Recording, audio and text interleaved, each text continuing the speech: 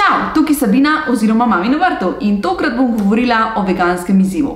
Veganski izziv sem sprejela 1. januarja in sicer za en mesec. Kaj sem se naučila v tem času, kaj sem sprejela, kako bom zdaj se prehranjevala naprej in vse te stvari in izzive, ki sem jih doživljala, ti povem danes.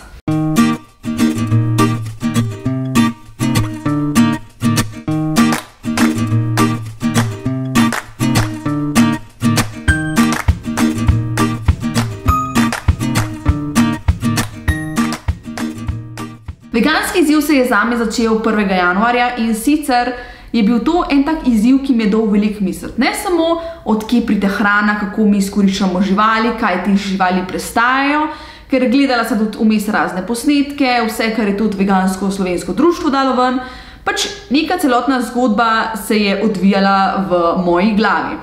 In ne samo to, pač, da sem jaz začela z zmanjševanjem odpadkov, že nekaj časa nazaj sem rekla, pri veganstvu se bom trudila, da tudi teh odpadkov ne bom proizvajala. Torej, nisem kupovala pakiranih salam, se pravi veganskih salam, veganskih hrenovk, veganskega sira.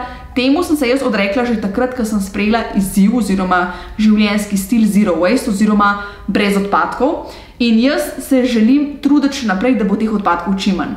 Zvedela sem tekom tega veganskega izziva, da dejansko s pridelovanjem hrane za živali in pa za živinorejo je dejansko enih izpustov, se pravi CO2 izpusta, da se ogromno enih površin porabi samo zato, da lahko pridelajo hrano za te živali, ki jih potem industrijsko pač naprej predelajo in dobimo mi te lepe kose mesa v trgovino, ki so spet pakirani. V glavnem, ogromno enih odpadkov in že iz tega vidika sem jaz rekla, a to bom jaz podpirala. In zato, pač ne toliko iz etičnega vidika, ampak sem se odločila zato, ker pač se mi zdi, da je veliko odpadkov in sem čisto z drugega vidika gledala na veganstvo, kot prvotno gledajo vegani, vsaj kar sem jaz razumela. Da si zelo, zelo težko upreti, ko greš na kakšne dogodke. Jaz sem imela sicer srečo in nesrečo, recimo nesrečo sem imela takrat, ko so bili kakšni dogodki, kjer ni bilo označeno, kakšna hrana je.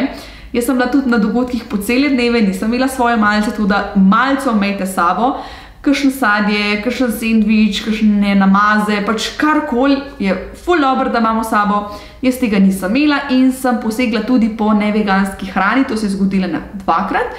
In hkrati, jaz sem mislila, da je to vegansko, pa v bistvu je imelo nekaj noter, kar ni veganskega, tako da potem sem se počutila krivo, ampak sem rekla, da to je izziv, učiš se, sprot gre tako življenje z manj odpadki. So izzivi sploh, ko gremo na kakšne dogodke. Sem imela pa zelo veliko srečo, ker je bil vmes še en rojsten dan in je bilo ogromno veganske hrane, tako da bravo, tle sem imela pa res ful sreče. Jej lokalno. Zakaj lokalno? Več kot je lokalnih stvari, se pravi blizu nas, in to pojemo, manj se bo porabilo za transport, manj denarja bo šlo, manj bomo okolje obremenili z raznimi izpusti in vsem tem. Jejmo lokalno, kar se da. Razumem, da se ne da dobiti trenutno oziroma v zimskem obdobju vse, kar se tiče sadja in zelenjave. Jaz gledam na lokalno tudi to, da so mandarine iz Neretve, da je iz Italije. Pač eno področje bolj lokalno, ne da moramo mi dobivati avokado iz Peruja, pa banane iz Maroka, pa ne vem kaj. Pa Maroko še dokaj blizu, tako da tukaj jaz gledam na to, da jem čim bolj lokalno, se pravi se izogibam avokadom, ker pač tega nočem. Ne podpiram tega, da bi zdaj jedla nekaj, kar so pelali od delač in je bilo ogromno enih izpustov in ogromno onesnaževanja okolja. Pač gledam tudi na to. In veganstvo mi je v bistvu dalo tudi to misel. Da jem bolj raznoliko. Jaz sem v bistvu prej jedla pač več ali manj riž, testenine, krompir, pač te stvari. Nisem jedla stročnic, nisem jedla toliko fižola. Zdaj si naredim sama fižolov namaz. S fižolom, čičeriko, česnom, čebulo, korenjem, pač zmiksam si različne namaze in dejansko ne kupujem stvari, pač kupujem te zelenjavo, stročnice in take stvari in potem sama naredim namaze ali pa rastlinska mleka in tako naprej. Tako da veliko stvari sem se naučila, kako lahko bolj raznoliko in bolj zdravo jem, ker stročnice, fižol, jaz ga prej nikoli nisem sploh hotela jesti. Zdaj ga pripravim na tak način, da je njami. Tako da veganstvo je meni prineslo same pozitivne stvari. Za naprej bomo videli, kako se bom prehranjevala. Nočem se opredeliti, da ne bom nikoli posegla po nečem, ker me je bolj strah, da me bo pač nekje videli, bo rekla, ona je pa rekla, da je veganka, pa je tole pojedla.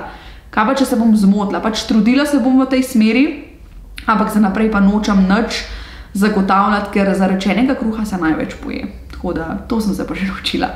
Če ti je bil video všeč in me želiš podpreti, lajki video na roce na moj kanal, ker želim čim več takih uporabnih vsebin tudi deliti naprej. Drugače pa, če imaš kakršnekoli ideje za naslednje videe, mi komentiraj spodaj, ker to pa zelo rada sprejemam. To je to. Če želiš priti v moj studio v Ljubljano, mi napiš, pa se zmenimo. Uživi, pa čim več potozum. Čau!